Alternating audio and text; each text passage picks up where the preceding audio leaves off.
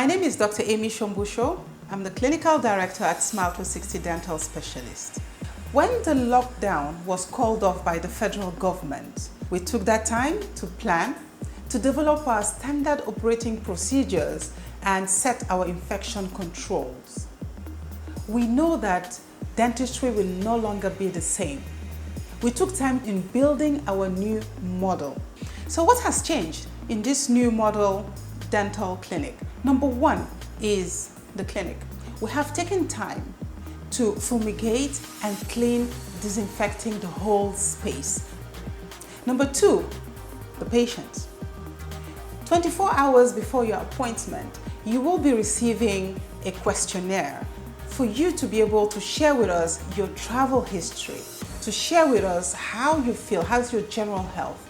You'll also get your dentist speaking to you and getting some of the details about your chief complaint. What is it that you're not comfortable with, just so that we can prepare for your appointment. Point number three is the schedule. We'll be seeing limited patients on our booking. So please remember that that time has been reserved just for you. Please come on time and ensure that your appointment has been confirmed. Point number four, when you arrive in the parking of the practice, ensure that you stay in your car. Give us a text or call the patient care executive to let them know that you have arrived. But please stay in your car. Point number five, when we are ready for you, a body check temperature will be taken with an infrared thermometer. You'll be asked to use our wall-mounted hand sanitizer. When you get into the reception, you will notice the change. The chairs are limited. There's literally no waiting room.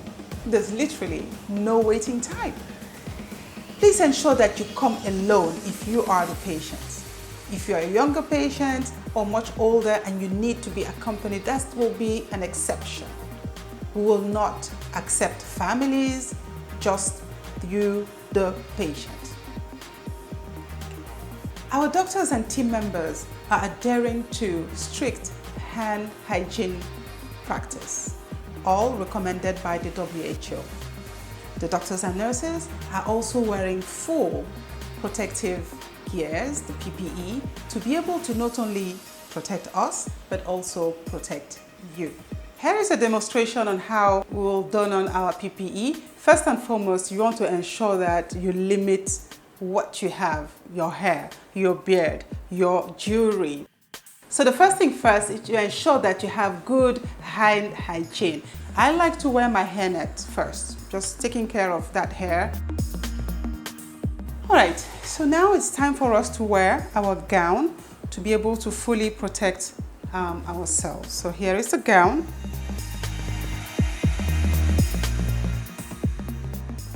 Protected.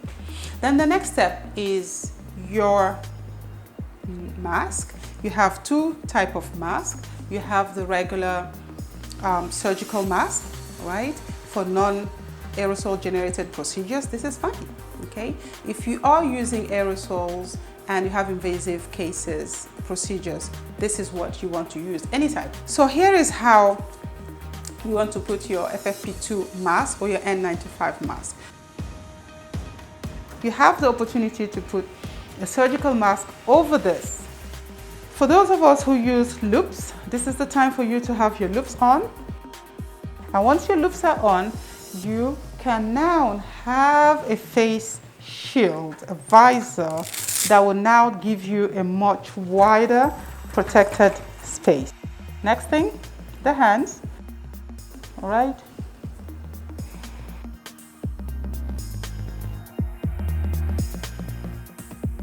Good. So of course there's an order in which you want to take your PPE as well.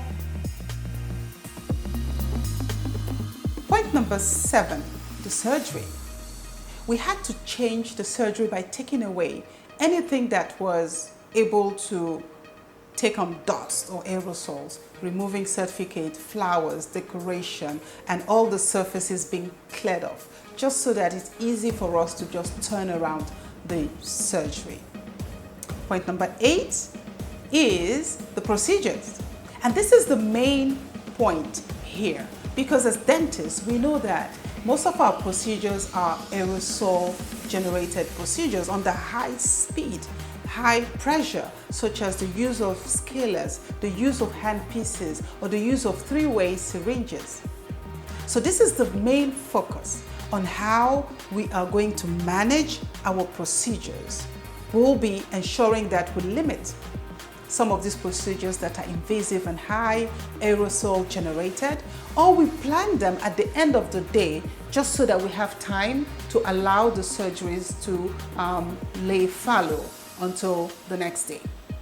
At Smile360, we have defined a 2-surgery protocol whereby we will use one surgery and the same doctor moves to another surgery while the other surgery is being disinfected, right? So we are doubling up, on the number of spaces that we're using, which means half of the patients are accommodated during that time. But this is important as we respect these protocols.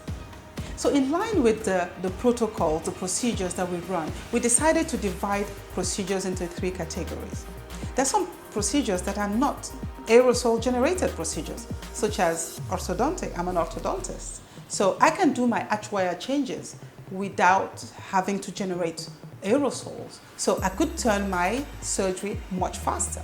We have some procedures that are aerosol generated procedures but are not invasive in the sense that they're not bloody procedures, not infectious, all right?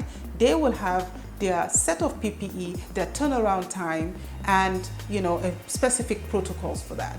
We have the 3rd category where we have how aerosols generated procedures that are highly infectious, and we will have a special protocol for that 3rd category of procedures. On the last point, that is very important, is training the team to understand how to process and turn around the surgery after seeing patients, how to clean, how to change the sleeves, and how to ensure that the surgery is literally shut down for 30 minutes in some cases until the next patient.